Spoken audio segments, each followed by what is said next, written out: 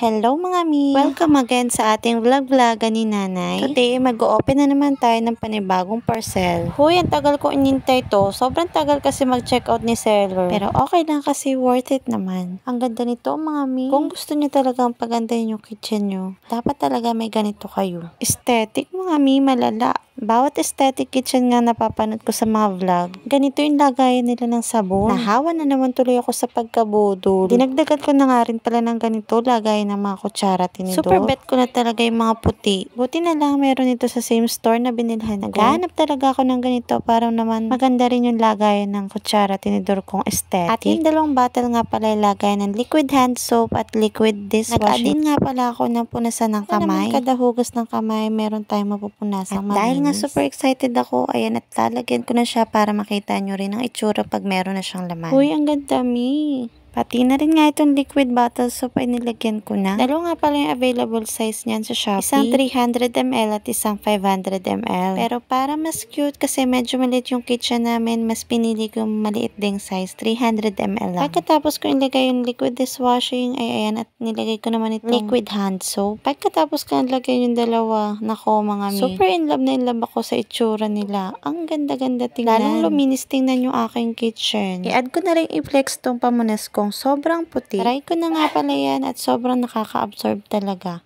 At kung gusto nyo rin yan, lalagay ko na lang yung link sa comment section. Yun lang mga mi, bye!